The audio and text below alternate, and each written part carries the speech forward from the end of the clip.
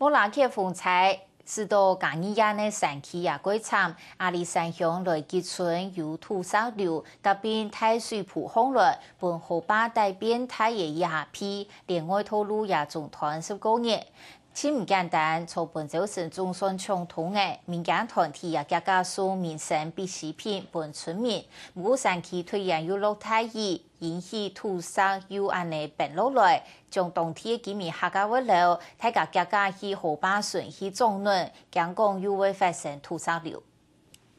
很久没有吃饭了呢，吃面。这是来自村民共同的心声，因为莫拉克风灾。造成阿里山乡来吉村对外路总係行唔得，為而家另外套路愛到189將勉強嘅暢通。聽到使用車來運補物資，民間團體趕緊送米、沙拉油、奶粉入來。同時上遇上嘅物資搬上車，愛趕緊運轉去，但是要轉去烏卡路係長3公里，都冇簡單將對後巴地開出來嘅片路，因為買嚟係石頭，所以動擺行。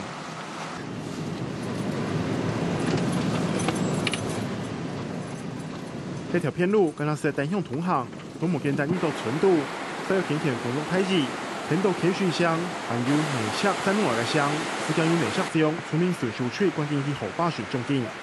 到這個警戒線的時候，我們那個監控哨的哨長他就會吹哨子，提醒在第一鄰的居民讓他們盡早撤離到第2鄰。喺下來吉村無水無電，除了使用發電機，還可使用大型嘅機械。天數同步降後。目前最起波就是我們社區的安全了。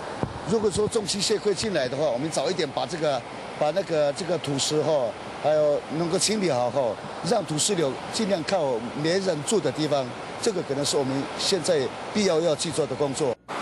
不冇降後，居民嘅身份冇保障。另外嘅片路雖是冇會因為河壩不好不靠行唔得，山路嘛可能因為內石這種團劈。